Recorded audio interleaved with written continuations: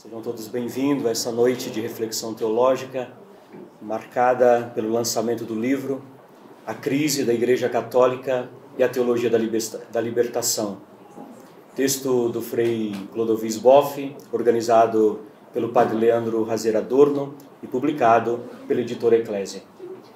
De modo especial, quero acolher a todos vocês aqui presentes, os sacerdotes, consagrados e consagradas, professores de teologia, fundadores de novas comunidades, homens e mulheres de fé, mais uma vez sejam todos bem-vindos.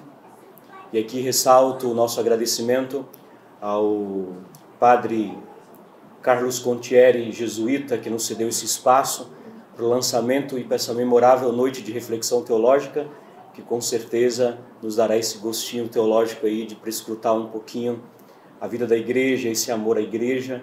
Então todos nós juntos aqui desejamos nos unirmos ao Frei Clodovis, ao Padre Leandro, para podermos viver essa noite de reflexão. Então um recado prático para todos aqueles que desejam, comprem o livro, presenteiem o livro, é um tema muito pertinente e muito importante para a nossa reflexão. E todos aqueles que podem, que têm suas redes sociais, tirem foto com o autor, com o organizador, e lá você pode marcar no Instagram, @p Leandro Razeira, também @editora Eclésia, e também hashtag Frei Clodovis Boff. Quando clicar lá, nós já vamos chegar a essa obra tão importante que será refletida aqui e comentada nessa noite. Quero convidar para compor aqui a mesa, em primeiro lugar, saudar e acolher com muita alegria o autor dessa obra, Frei Clodovis Boff. Seja bem-vindo, Frei.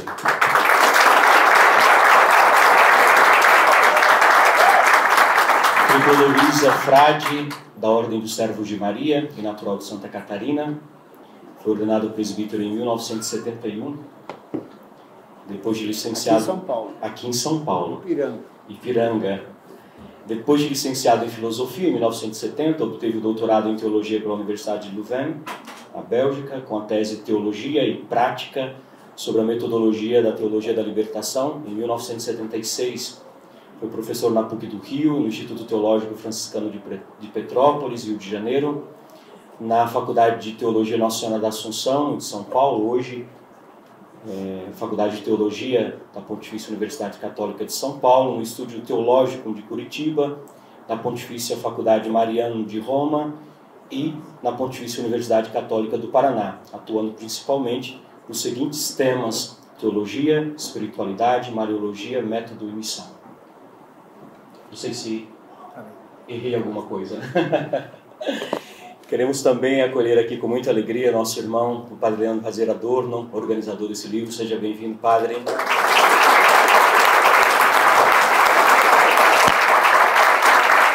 Padre Leandro, membro da Associação Privada de Fiéis Aliança de Misericórdia, graduado em Filosofia e Teologia e mestre em Teologia Sistemática pela Pontifícia Universidade Católica de São Paulo. Também, para nos ajudar aqui a comentar essa obra, para poder nos ajudar nessa reflexão, nessa apresentação que o Frei Clodovis vai fazer para nós, quero convidar aqui também o Padre José Eduardo de Oliveira e Silva, da Diocese de Osasco, que vai comentar. Seja bem-vindo, Padre.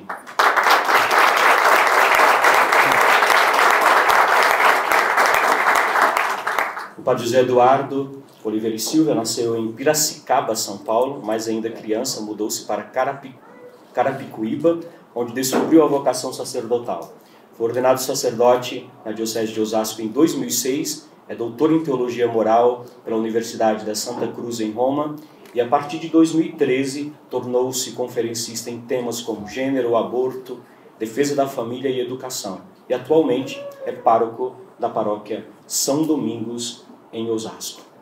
Antes de passar aqui a fala do autor dessa obra, o Frei Clodovis Boff, eu quero me ater às palavras do Padre Leandro no prefácio desse livro, que creio que todos vocês adquiriram ou vão adquirir, no qual ele apresenta o Frei dizendo: quem já conhece o Frei Clodovis Boff sabe que, apesar de ser considerado um dos pioneiros da teologia da libertação, ele se tornaria, com o passar do tempo, onde seus mais intrépidos dissidentes, por ter sido capaz de captar, desde os seus primórdios, o funesto erro de princípio em que tal corrente teológica incorria: colocar os pobres no lugar de Cristo.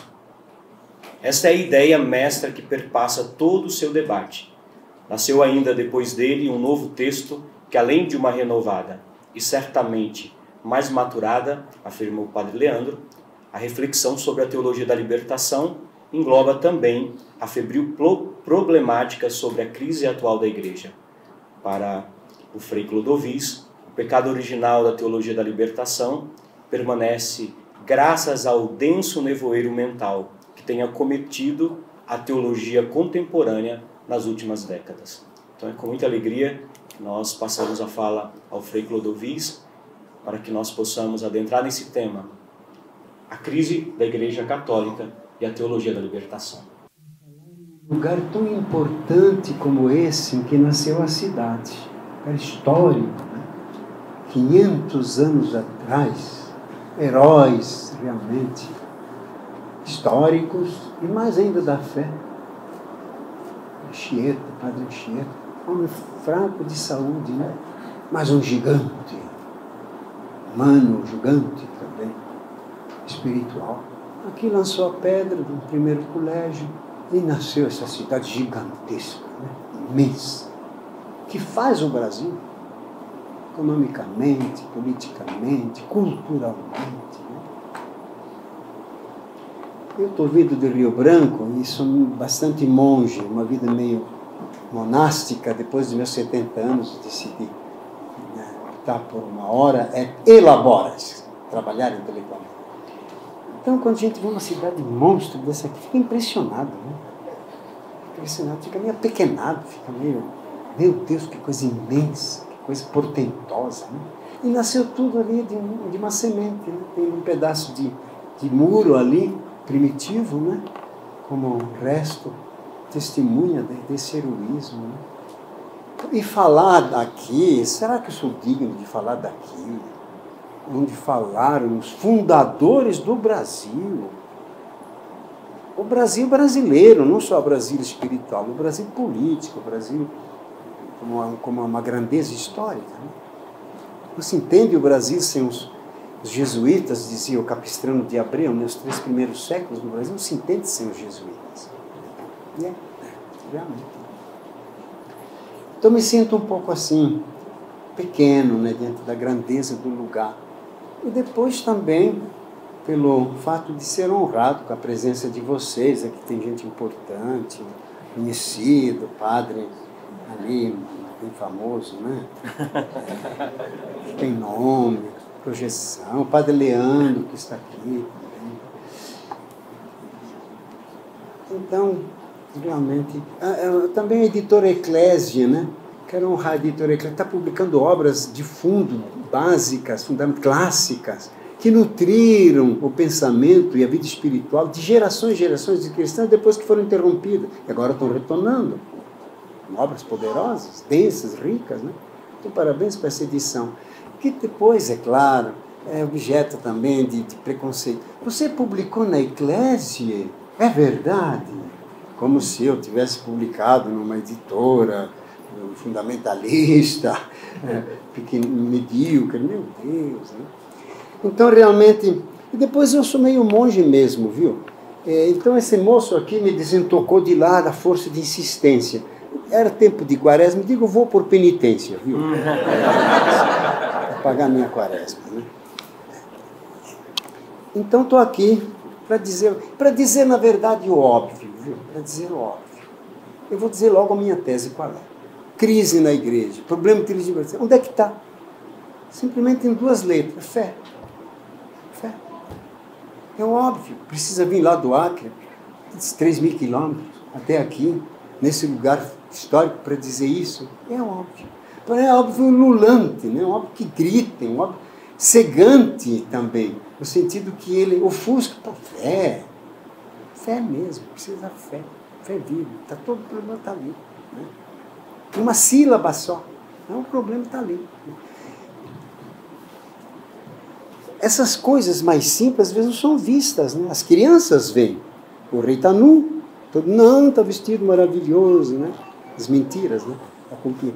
Então, depois esse denso nevoeiro que eu estou falando é verdade, é um denso nevoeiro na teologia hoje, na igreja, na cultura hoje, na cultura mundial, o relativismo, não vale tudo quanto teorias, ideologias, propostas, né? Uma coisa, onde é que tu vai ancorar a tua vida numa coisa sólida? É só a verdade que ancora a existência, só. O que não é verdadeiro é falso, é aparência, né? É mentira, é impostura, na verdade. Né? Então, realmente, precisamos ancorar nas coisas essenciais. E as coisas essenciais são simples, necessariamente simples. Deus é simples, nós que somos complicados. Essa é a verdade. Né? Mas para encontrar a simplicidade, aí que está, precisa afastar o nevoeiro, e dá trabalho afastar o nevoeiro. Até que apareça a luz clara, a luz do sol, né? Dá trabalho. Então, para encontrar o núcleo duro da verdade, tem que trabalhar todas as aparências, falsidades, mentiras, montagens ideológicas, até de quando tu encontra, né? Claro. Encontra a solidez, né? A solidez, né? Então, é óbvio, não é óbvio que a igreja está em crise? É. Não está declinando? Tá, os números estão ali. Agora tem o último IBGE, que agora vai sair, provavelmente. As amostras já dão que os católicos são metade, se não menos. Lá na Amazônia, onde eu moro, 60% da Amazônia é crente. Em Rondônia, a maioria já é absoluta crente, de 10 anos para cá. Crente. Pergunto, isso não preocupa a igreja? Essa decadência, esse declínio? Não sei se é decadência ou declínio, tem uma outra queda, evidente. Dá na vista, dá na cara, você vê as igrejas, falta padre, falta ministros. Né? A CNBB se reúne agora, 60ª edição dela, a 60ª edição. Né? Não se preocupa com isso, não é problema. Não é problema. Aliás, não tem nada que seja um problema isso. Que está faltando vocação, que está faltando padre, que está faltando... Conventos fecham, as freiras também não tem mais, né? Aí que está. Então não se sente... Claro, quando não se vê uma doença, a doença mata. Você não percebe a doença. Te devora, você não se dá conta, está morto. Né? Então, me parece que é realmente uma evidência, preciso ver isso, o declínio da igreja. Né? Não dá para negar, os dados estão... Interessante, no norte, ou seja, na Europa e nos Estados Unidos, há um debate sério que é levado à frente sobre a queda da igreja, a diminuição social, né? Não só numérica, mas de importância também, os valores, as propostas do diálogo, a fala dela não é muito levada em conta, né? Você perde vigência. Né? Quem está se preocupando disso são os leigos, que acham que estão perdendo um valor cultural grande, que construiu catedrais, que construiu obras de arte, que construiu santos. Né? Eles sentem mais vezes do que os próprios católicos. Né? E tem livros poderosos escritos sobre isso. Por que a igreja está decaindo? E agora tem os chamados cristãos culturais, né? Não, nós não temos fé, mas nós queremos que a igreja continue, porque é uma grandeza histórica, cultural, né? Imensa, humana, produziu homens de primeira qualidade e obras de arte. Obras de arte, como dizia o Papa Ratzinger, né? Tem duas provas mais evidentes da verdade da igreja. São os santos, que são figuras humanas, profundissimamente humanas, que só a graça pode produzir, e a arte, a beleza. Queima Notre Dame, todo mundo, meu Deus, não pode queimar. Até os ateus, os agnósticos, os laicistas, não, tem que refazer. E mais bonito do que... Claro, obras de arte são maravilhosas. Aliás, aí eu tenho um livro interessante do presidente do Senado, né? Marcelo Vera, porque nós não podemos não ser cristãos, culturalmente falando. Né? Aliás, depois o Ratzinger escreveu a introdução. Só que Ratzinger disse assim para o Vera, querido Vera, era presidente do Senado na legislatura anterior, 2 legislaturas anteriores. A gente produziu santos, homens de grande e mulheres de grande envergadura humana, né? E obras de arte, porque por baixo tinha fé. Você tira a fé, aquilo acaba morrendo. Né? É como uma flor, você tira da raiz, bota ali o buquê, fica uma semana, mas depois seca. Tem que ter raiz. E a raiz da cultura e da santidade é a fé. É a fé que me alimenta. É a fé que alimenta. Então, na verdade, a questão toda... porém, qual é a resposta que está se dando normalmente, né, para revitalizar a igreja, para remonter, como eles dizem, né, voltar a uma presença um pouco mais forte na sociedade. As duas, né? Modernizar a igreja, adaptar a igreja à modernidade, aos gostos da modernidade, é o sínodo alemão, né? Então, dá mais poder às mulheres, dá bênção aos casais homossexuais, fazer o leigo participar da eleição dos bispos, dos párocos, né? E o quarto, tem um quarto aí, não sei qual é, um desses ali, né? Modernizar.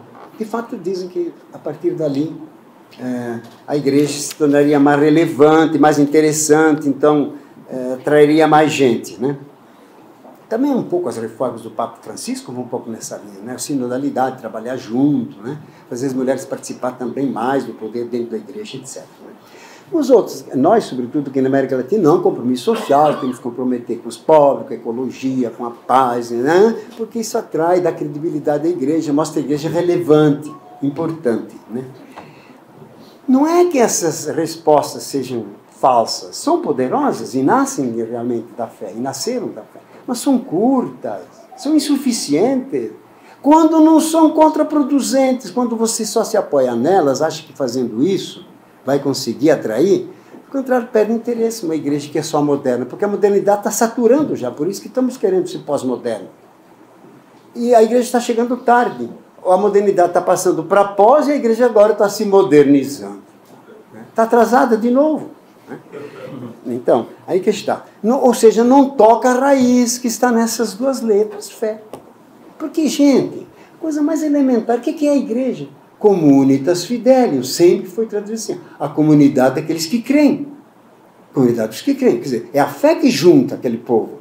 Não é o pobre, não é a modernidade, não é a mulher, não é dos que creem. Os que creem em Cristo se reuniram e disseram, encontravam juntos, tudo era um comum, alma só, assíduos apóstolos e depois pregavam, né? Então, a fé realmente é o constitutivo da igreja, é o DNA da igreja. Tira a fé e não tem mais igreja. Tem um ovo sem núcleos, é uma casca. Tem uma grandeza histórica, bonita. Aliás, é impressionante. Quando eu vou para a Europa, eu sempre visito catedrais, porque são obras de arte extraordinárias. Você entra, 1 milhão de turistas tirando foto, etc. Tirando foto. Mas cadê o culto? As igrejas ficaram lugar de arte, lugar de visita, museus. Mas não lugares de vida e de celebração. Aliás, fiquei impressionado uma vez, na Catedral Nossa Senhora dei Fiore, em Florença, que é belíssima, aliás, a cúpula do Miguel Ângelo. E, num pleno domingo, uma missa no altar lateral e a nave central ocupada pelos turistas. Meu Deus, será que pode isso? Não é possível. Aquilo foi a fé que construiu aquilo. E só a fé pode revitalizar. Tornar viva de novo, né, uma comunidade. Então é a fé que mantém a vida da igreja, né? É a essência da igreja, não tem? E fé no Cristo. Não, gente, fé anônima, fé implícita. Não basta você ser bom, seguir sua consciência que já está seguindo o Cristo. Não é verdade. Fé explícita é um pleonasmo. A fé tem que ser explícita. Se não é explícita, não é fé. Simplesmente. Porque dizer fé explícita é como dizer uma água que molha, uma luz que brilha. É inútil. Porque tem luz que não brilha, tem água que não molha. É o que quer a fé explícita. Cristianismo anônimo. Cristianismo é proclamado, tem confissão de fé, você é cristão. Tu crês? Creio. Inclusive você pede isso antes do batismo. Nós renovamos agora os votos de Páscoa na noite, na vigília pascal. Né? Tem que proclamar, tem que dizer. Né? Se você, com teu coração, crê que Cristo é o Senhor e com tua boca o proclamares, etc., tu serás salvo. Precisa uma explicitação. Né? Então, precisa, então, portanto, uma fé explícita no Cristo, né? E Cristo como centro de tudo, como alfa e o ômega, é o Deus revelado, é o Deus humanado, o Deus feito carne, né? Se você tira a divindade de Jesus, está bem, estou com o saco cheio de homens, eu quero Deus. Essa é a verdade. Não estou dizendo, não estou eu que estou dizendo isso, foi um grande escritor, aliás, pornográfico até, né? Lawrence. David Lawrence, que escreveu o amante de Lady Chatterley, que foi até posto no índice pelo governo britânico. Pois ele diz, eu estou farto de humanidade, de homens, né? De humanismo. Eu quero Deus, quer dizer, uma transcendência. Porque o homem é feito para transcendência. O homem não é feito para esse mundo, o homem é feito para o céu. O homem é feito para Deus, o homem é feito para o sobrenatural, não para o natural. Somos feitos no DNA nosso é assim. Somos constitutivamente, né, teotrópicos, voltados para Deus. Teoversos. Tem como. Qualquer um, comunista, qualquer um. Homem é criatura, tem imagem de Deus, não tem como negar isso. Né? Quer dizer, a inscrição da fé já está no homem, né? O ponto de inserção da fé, do Evangelho, já está esperando ali, né? E todo mundo está esperando o Cristo, essa é a verdade. Né? Então, realmente a fé, claro, o Ratzinger falou muito certo, né? Ele foi o maior teólogo, certamente, talvez entre os papas, os maiores teólogos, né? Dizem que talvez foi o maior teólogo papa da história da igreja, né? Porém, o Ratzinger, no primeiro número da primeira encíclica dele, Deus Caritas Est, ele diz: o que é fé? Não é moral, quer dizer, lutar pela justiça, lutar pela fraternidade, lutar pela ecologia. Não é. Bem, são coisas boas, implica inclusive, mas não é na sua essência, na sua raiz, no seu conteúdo intrínseco. Não é uma ideologia, uma ideia de sociedade, um projeto social, uma utopia social, não é. Né? O que é a fé? É um encontro pessoal com Cristo, transformador, regenerador. Claro, você é uma nova criatura, você está no Filho de Deus, você torna membro de um povo sacerdotal régio, as coisas elementares que a gente vive nos sacramentos e que ensina para as crianças. Agora eu li um negócio, um ritual de batismo. Como é que é? Trazemos essa criança para declarar que ela é filha de Deus. Isso é herético. Não se declara nada. A gente se torna filho de Deus pelo batismo. Nasce não filho de Deus, certamente.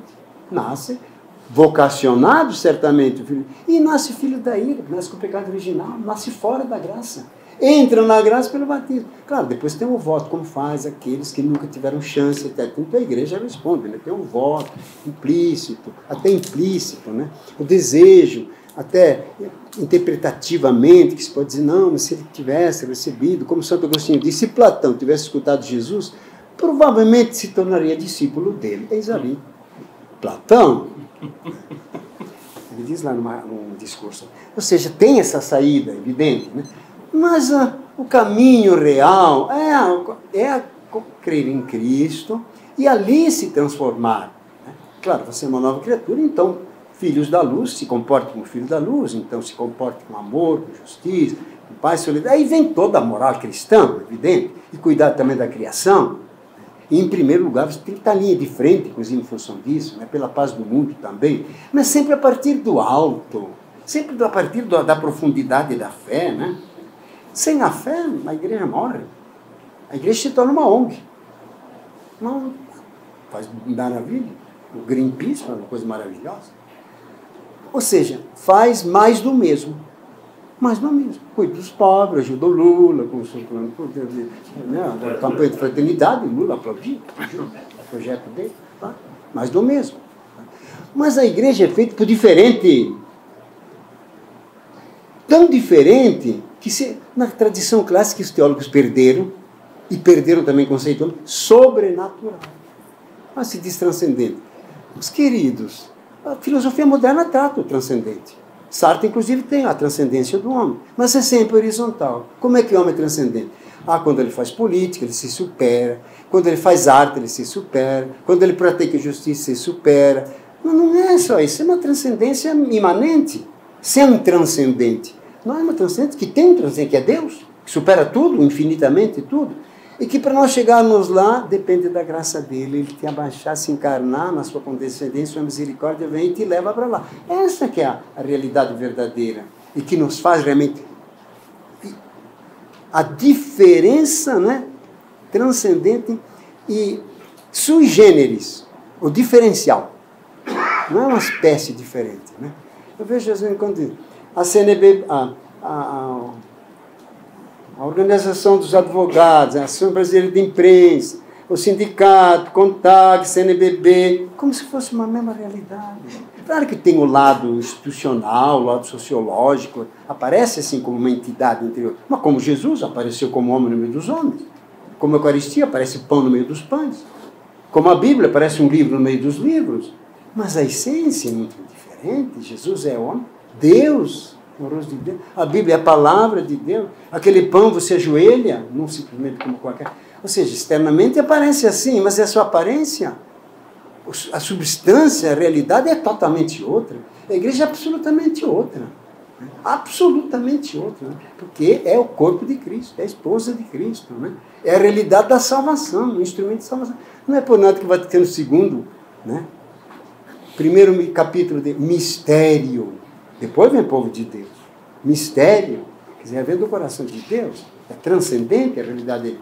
Então tem que, a partir dali que a coisa pode, então, revitalizar a igreja e recuperar essa identidade profunda. Aliás, a crítica que fez o Casper, né? O Miller, dois grandes cardeais do sínodo na Alemanha, diz: a igreja de vocês falta teologia, falta uma teologia profunda, uma eclesiologia sacramental, mística. É só uma instituição que precisa se modernizar para atrair gente. Muito pouco, muito rasteiro isso.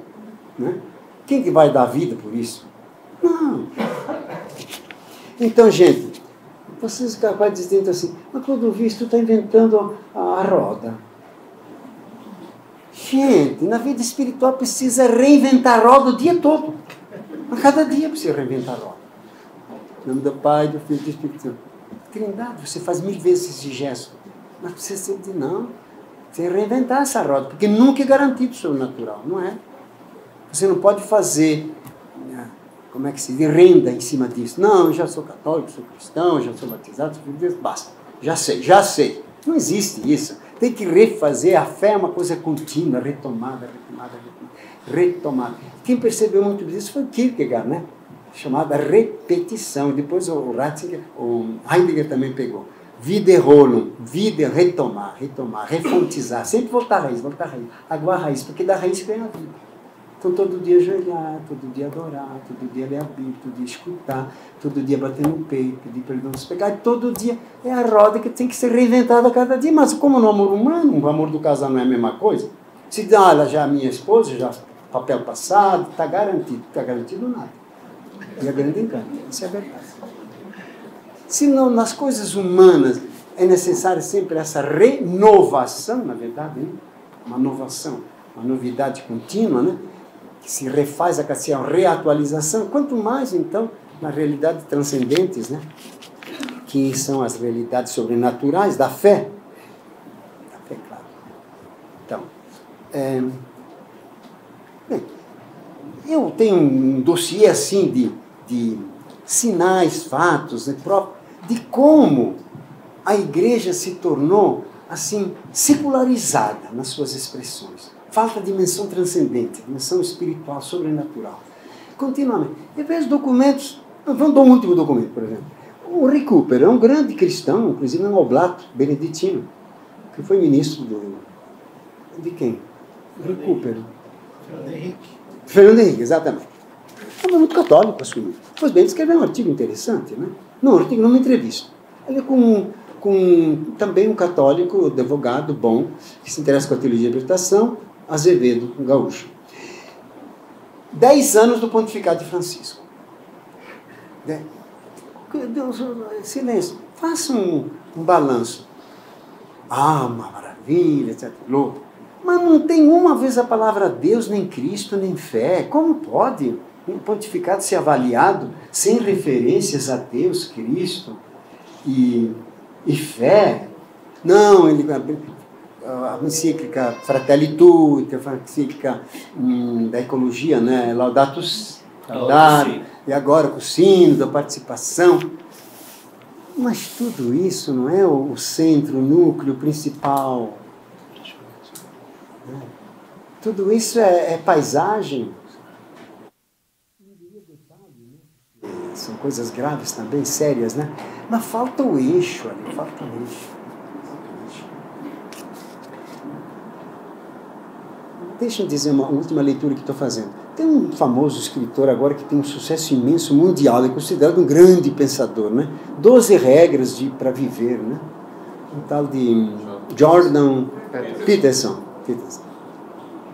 Clodovis, eu li esse livro. O que o senhor achou? Me disse um seminarista. Uma roda sem eixo, sem cubo. São 10 raios aí. Como é que vai para frente uma roda dessa? De fato, o pobrezinho teve uma crise de depressão imensa, se fez curar lá na Rússia até, ultimamente, com devaneios suicidas. Falta um centro. Falta um centro. E qual é o centro da igreja? Cristo, vivo. Cristo, Deus encarnado, o Cristo do Pagola. Não me convence. Não me convence. Eu não mudou a vida pelo Cristo, jamais. É um teólogo Pagola, que eles não sabem. Um historiador, é um grande biblista, muito culto, tem um sucesso imenso, mundial. Mas cadê o... Porque Jesus me interessa se é um homem que é Deus. Que é um homem que é Deus. Porque não tem nenhum outro homem que é Deus senão ele. E tudo que ele faz de humano tem esse coeficiente, é divino. Deus chora, Deus canta, Deus se comove, Deus se irrita, Deus ama. Tudo que é do homem é divino. Mas se ele tira esse fator Deus, murchou, não me interessa. Tem demais homens que nos dão exemplo. Sócrates, Pitágoras, Buda, Confúcio. Estou farto disso. Eu quero Deus. De novo, quero Deus, só Ele me salva. Aliás, hoje estamos lembrando de Santo Atanásio, né? A briga de Santo Atanásio. Homoousios, consubstancial com o Pai, é Deus de Deus, luz da luz, Deus verdadeiro de Deus. Por quê? Se não for Deus, não nos salva. Não nos perdoa os pecados, não nos salva da morte, não nos abre o reino de céu. Então ele tem que ser Deus para nos salvar. O Deus de Pagola nos salva? Não, é bom para cuidar da natureza, para os pobres, ser independente, criticar a política. Tem muitos que nos fazem isso. O Marx pode ensinar isso, o Lenin, tem muitos. É mais do mesmo. É mais do mesmo. Bom, pode ser que seja o super-homem, mas não é o ultra-homem. Jesus está para além. Não é o homem número 10, o máximo. Não, está acima do máximo. É o nome que está acima de todo nome. Quem é Jesus? Só Ele sabe. A gente diz o verbo, Deus, mas são todas, na verdade, são convenções humanas. Um vou dizer o Lorum, outro dizer gado, outro vai dizer Dio, outro Dieu. Não interessa, não é isso que é Jesus. De fato, no capítulo 19 de Apocalipse, ele diz: Ele é o verbo de Deus, é o Rei dos Reis, Senhor. E ele traz o nome que só ele sabe. É o nome que está acima de todo nome. É isso que nós queremos. O homem é feito por um mistério, por um infinito, né? Sem bordas. Né? É feito para isso. O desejo do homem é esse. Né? Então, falta isso. E isso que dá vida à igreja. É isso que dá também sabor, grandeza à igreja. Né? Agora, de vez em quando, eu fico tão impressionado dessas evidências, né, cegantes, que se diz, né, que eu digo: mas será que eu estou ficando louco, eu mesmo? Eu fico estranho, porque eu quase não partilho isso com meus colegas teólogos. Não consigo partilhar. Então eu digo: eu acho que eu estou ficando louco. Estou pirado, eu que estou estranho. Estou meio estranho.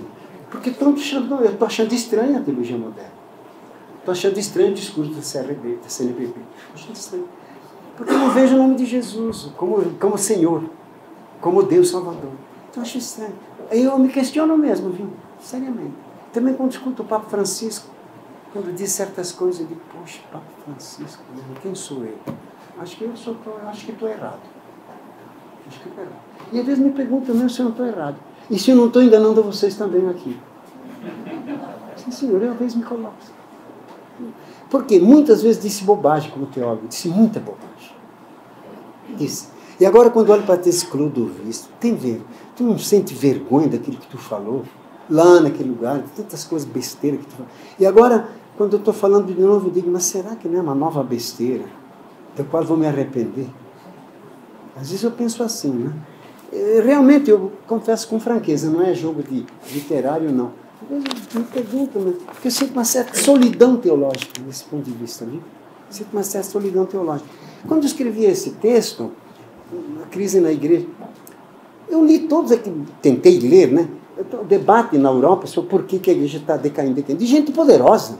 O Ricardi, né, que é o fundador da comunidade Santo Egídio, né? Muito querido do Papa, de todos os papas. Ele escreveu também sobre La Chiesa Brucia, né? A igreja queima. Pegando metáfora de Notre Dame de Paris. E ele não tem essa percepção. Eu digo: pô, o Ricardi fundou uma benemérito, um homem espiritual. Também quando eu leio aquele grande monge, né, que fundou uma nova comunidade também, ecumênica, Enzo. Ele disse 2 vezes que o problema da igreja é fé, mas logo em seguida ele diz, não, é a fraternidade. Pronto. Não segurou. Segurou o principal, o eixo, garra aí, filho, para mim. Ancora aí, não solte. Em Cristo, ali que tu salva a igreja.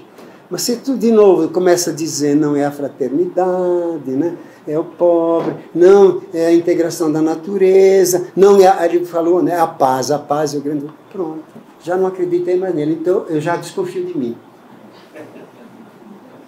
Até pouco ele caminhava comigo, mas ele se desviou, então eu logo digo, não, eu devo estar errado. Eu sinto uma certa solidão, realmente, né? Certa solidão teológica.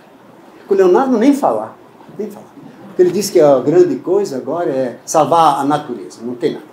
Aliás, publicou o último, se vocês verem no site dele, no texto do Levi, que eu conheço bem, grande estudioso, professor na Sorbonne, né? A grande problema hoje é a ecologia, é salvar a vida humana. Tudo mais é secundário, religião, ética, política, tudo secundário. E quem dizer o contrário está desafinado com a realidade, é um alienado. Não é verdade. Não é verdade. Não condigo com isso. É uma visão materialista, né? Só tem o bios. E cadê o Zoé que fala São João? A vida eterna. Cadê o Filho de Deus que ressuscitou? Cadê a Páscoa agora? Não é uma vida transcendente, a vida pascal, que supera tudo. Então o que estamos fazendo? O Cristo é um mito, uma legenda, uma coisa literária, um poema ou é uma realidade? É ultra realidade, que dá grandeza a essa realidade precária nossa aqui. Né? Porque promete também eternidade, também para a carne. Né? A carne um dia vai ressuscitar, por causa da ressurreição de Cristo. Então, dizer que o bios, a biologia, o mundo biológico, o mundo da vida, né? É o principal, é tudo, e que aquilo acaba tudo, é uma visão materialista, imanentista, estreitíssima. Assim, nós somos feitos para o Zoé, a vida eterna, a vida divina, que transcende a morte, né? E que vence a morte, como Cristo na ressurreição. Né? Está ali. Então, realmente, a impressão que eu tenho é que realmente a gente perdeu a consciência da própria originalidade, né? Da própria especificidade. Nem isso.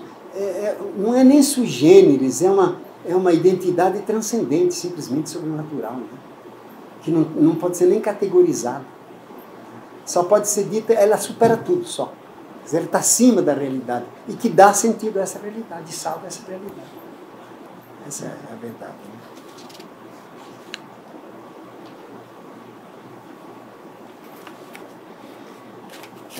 Agora, eu não falei disso no livro, refletindo, porque pergunto assim, mas por que a gente chegou assim, né? A fé ser um elemento não central, não decisório, não definido, né? Não, assim, determinante, né? Não determinante, né? Por quê? Por que a igreja está definhando por falta de fé? É isso? Não é porque não tem sacerdote das mulheres, não é porque os leigos não têm bastante, não é porque ela não está comprometida com a ecologia. Simplesmente falta de fé, porque a igreja vive de fé. Né? Mas por que então falta fé? Gente, aqui a explicação é que a fé é um ato fundante, um ato originário, é um ato nascivo que produz essa realidade sobrenatural. Ela não tem explicação humana. Não tem.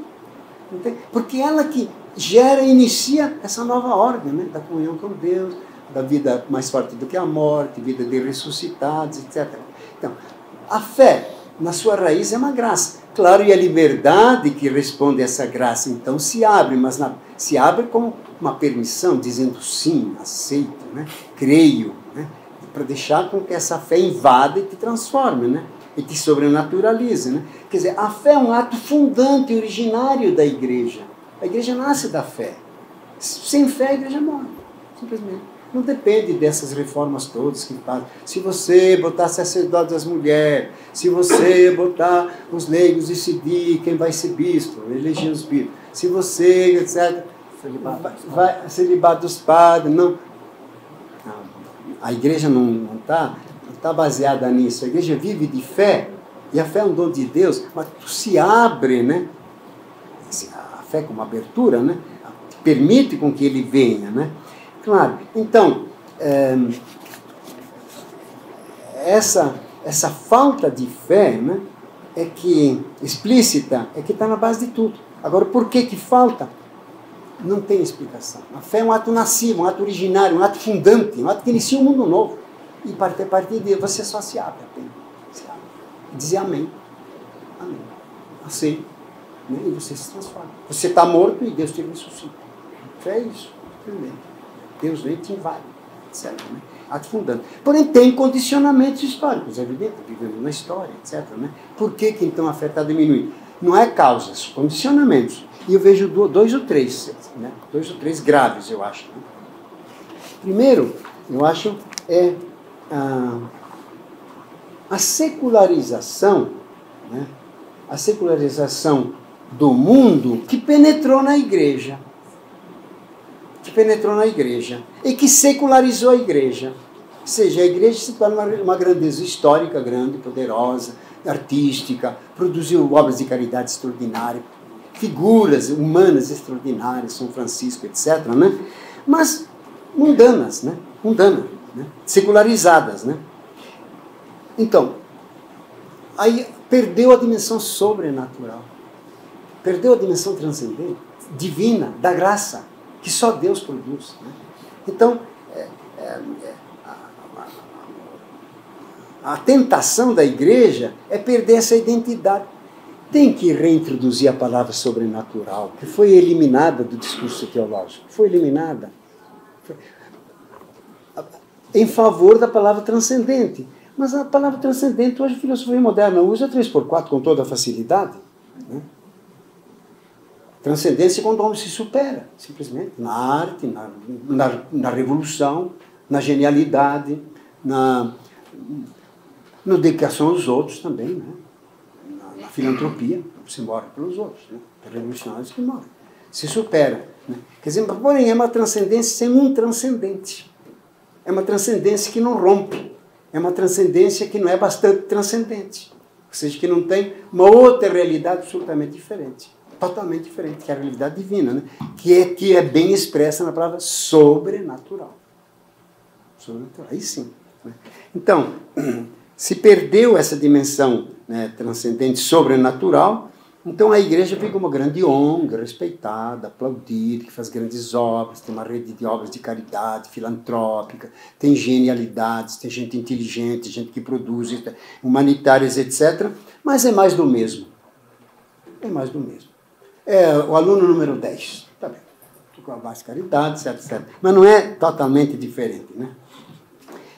Então, essa secularização do mundo é a primeira tentação. Acho. Uma igreja que perdeu sua dimensão absolutamente sobrenatural, né? E a secularização da teologia.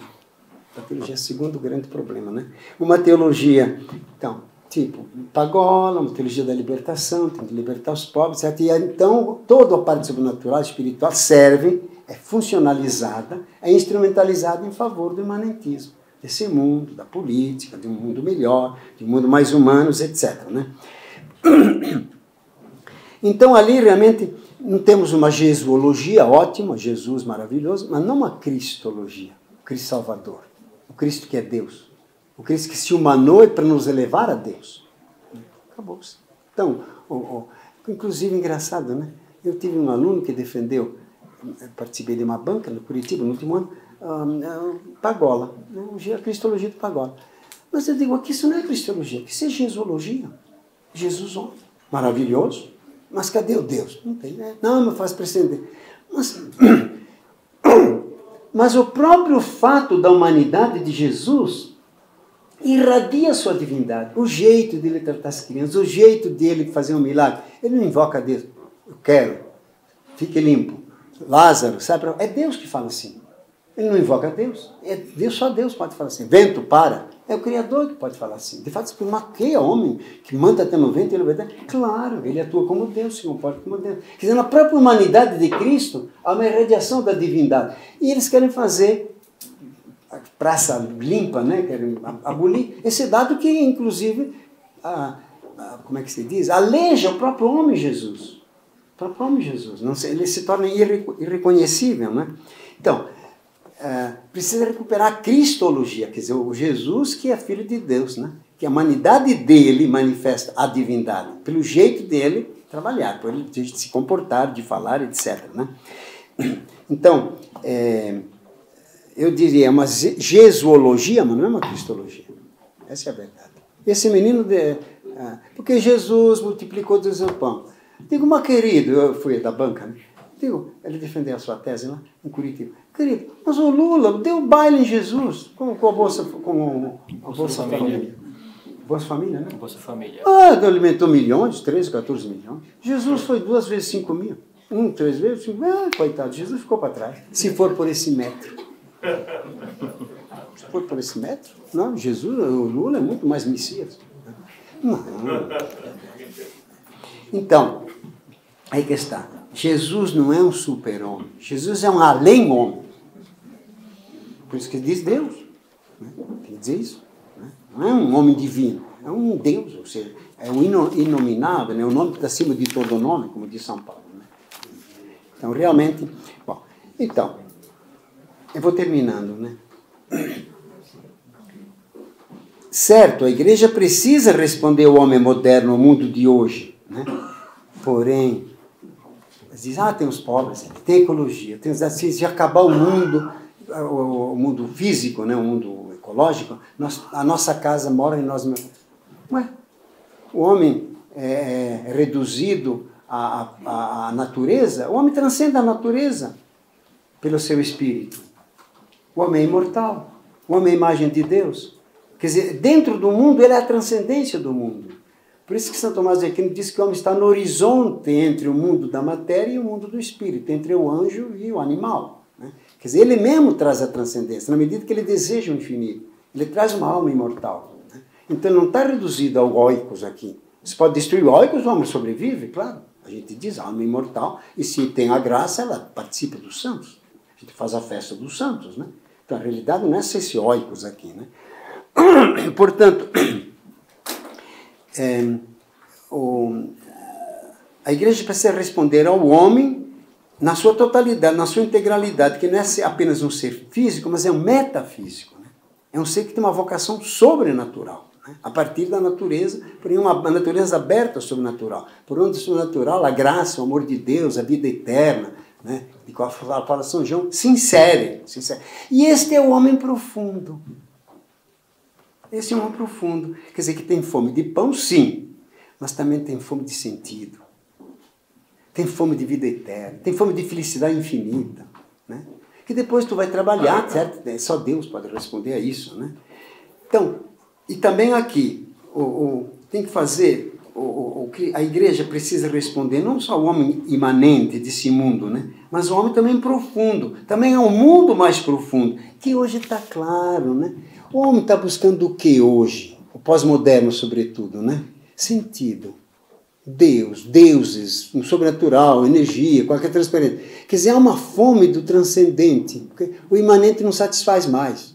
A matéria não satisfaz mais. Né? Quer dizer, fome de sentido.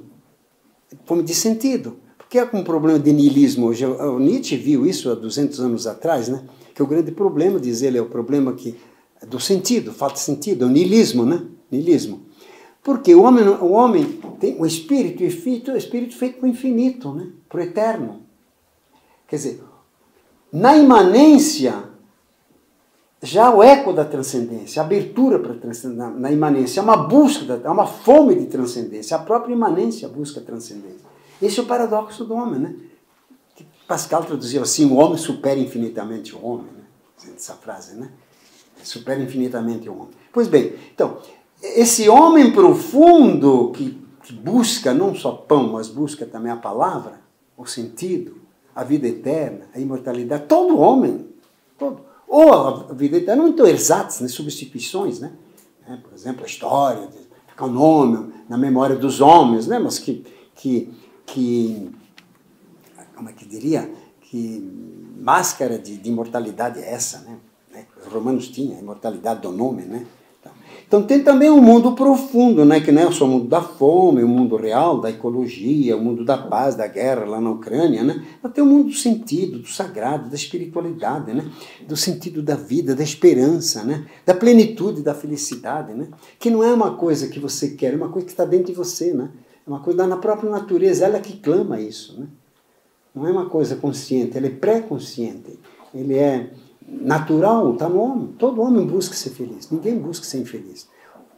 Só que o erro está em busca, onde ele bota a felicidade, né? No sexo, no poder, na glória, no nome, na política, na utopia. O erro está ali, mas a busca é real, a fome do infinito é real, e só Deus pode realmente responder o infinito, né? Então, para terminar, né? Lá no Acre tem uma, já que estou lá, tem uma rede de supermercados chamada Agroboi, né? E lá a gente não tem nada a ver com boi, nem com agro, né? No começo era assim, é só material de construção. Agroboi de Acho estranho, mas mantém, porque tinha nome, né? A igreja um pouco parece assim, né? Igreja cristã, Cristo, crê em Deus Pai, né? Depois, quando vai lá, o que você vai comprar lá? Compra ecologia, compra fome, né? Compra paz, fraternidade, compra respeito pelos outros, democracia, liberdade. Quer dizer, perdeu a sua identidade profunda, né? Que era que fornecer produtos do nome, Cristo, cristianismo, Cristo, Salvador, né? Perdeu. Então parece que a igreja virou um agroboi, né? Mantém o nome, mas com conteúdos já que não são bem correspondentes ao próprio nome. E a gente chama isso, né? Propaganda enganosa. Não é que a igreja faz por mal, às vezes é por ignorância, né? Por ignorância, não percebe, não se dá conta, né? Para que eu escrevi então? Para acordar? Para ver se manca? Para ver se cai a ficha, né? Eu leio a última mensagem que a CNBB deu, a mensagem do povo de Deus. Mas onde está a dimensão transcendente? A missão da ressurreição, o tempo da ressurreição agora, né? Falar, sim, que nós lutamos aqui, que devemos lutar e continuar, mas que no fim, Deus garante lá em cima a eternidade. Porém que nós temos que ser dignos disso, né? Nos comprometer mesmo para esse mundo, etc, etc. Quer dizer, ganhar a imanência a partir da transcendência, ganhar a terra a partir do céu, mas do alto, ganhar o baixo a partir do alto. E você ganha mais e dá mais força. Isso era a mística dos santos, né? Quanto mais amava Deus, mais amava o próximo, mais eram, assim, incondicionais na entrega, da vida para os pobres, para os humildes, porque estava agarrado lá em cima. A imanência é fundada pela transcendência. Uma imanência fechada sobre si mesma, ela se exaure nela mesma, ela é entrópica, ela se exaure. Não tem como se repor, né? Por isso que todas as utopias que não têm dimensão transcendente acabam no fracasso, na ditadura, no totalitarismo, etc. Né? Tem uma transcendência, tem como, né? Então, nós precisamos da transcendência para salvar a imanência. Nós precisamos da santidade para salvar a saúde, né? Nós precisamos do céu para salvar a terra. Nós precisamos do novo céu e nova terra para salvar esse velho céu, essa velha terra que está aí, que está ameaçada de extinção, né? Essa é a lógica do cristianismo, é a lógica da fé. E precisamos de Deus para salvar o homem. Um homem pobre, um abandonado, um doente, né? Precisamos de Deus. Se não faz isso, a prova histórica é isso. Um humanismo fechado só leva ao anti-humanismo. Como disse o Delibac, né? E o Paulo VI citou na Popular Progresso. O humanismo sem Deus pode fundar a terra, mas só fundará a terra, construirá a terra contra o homem. Está aí a prova. União Soviética, ateia. Se louva muito a China, mas China é um mercado, mas China é um povo, tem gente lá, tem almas, tem espíritos. Eu estive lá 40 dias. Onde é que está a transcendência? É considerado um grande mercado. Só parte puramente produtiva e econômica. Meu Deus, que visão estreita da China. A gente mesmo, toda a modernidade da China é um poder econômico. Vai ser só como que China sabe que o chinês é só um produtor? O chinês é uma pessoa humana e tem grandezas, inclusive históricas, né? O universismo do Lao Tse, né? O confucionismo, tem dimensões grandes, né?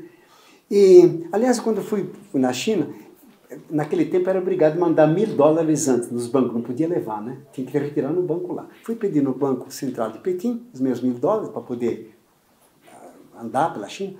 E não conseguia achar, não conseguia achar. Até que ele achou o funcionário, né, meu nome lá, com os $1.000 que ele me deu, graças ao céu, disse assim, levantando as mãos para Deus, o Tien, a transcendência, né? Transcendência, graças ao céu, de valeu. Emerge.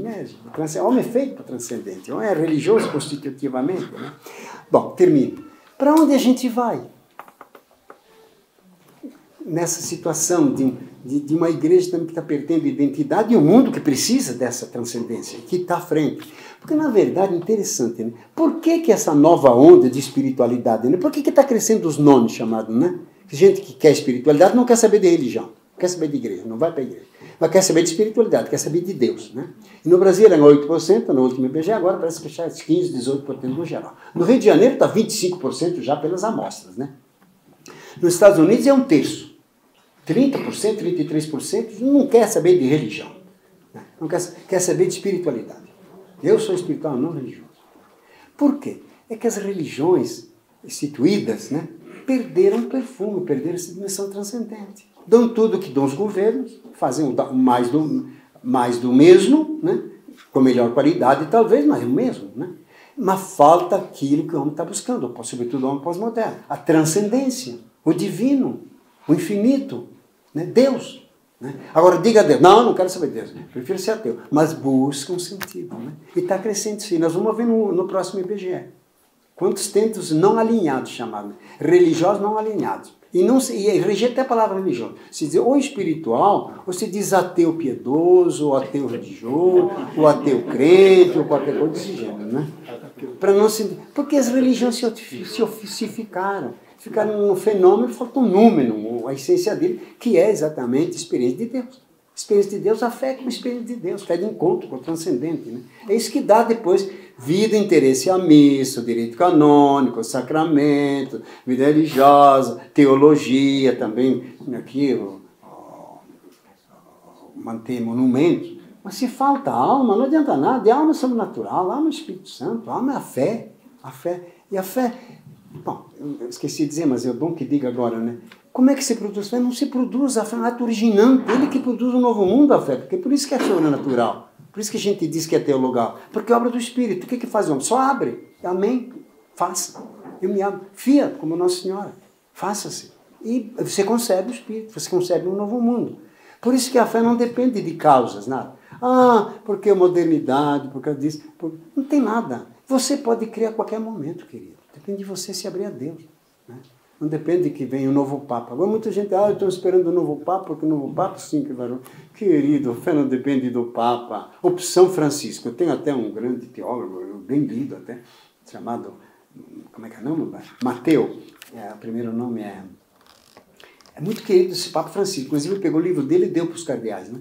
Como é que é o primeiro nome? Roberto Matei. Mateu. Aí que está. Ele não tem essa dimensão, né? da fé como algo engendrante, né? Nascivo, inaugural. Não é causado senão pelo Espírito Santo. E você que permite. Como a Virgem permite que Deus te fecunde. E você gera Deus. Não tem. Não é produzido pelo Espírito Santo. A única, e é se abrir, se entregar, né? Claro, no extremo, se você se entrega ao bem, uma grande causa e dá a vida para aquilo, a igreja admite, inclusive, que a pessoa pode, pelo desejo, né, chegar a um batismo de desejo, né, um cristianismo anônimo, mas é um cristianismo excepcional, não é o normal, absolutamente. O normal é você confessar Cristo, entrar na igreja, confessar, porque eu preciso desses apoios, né, sabe? Tem um ato massivo, né, um ato originante, um ato engendrante, é um ato que cria um mundo novo, simplesmente. Né? E é sempre acessível.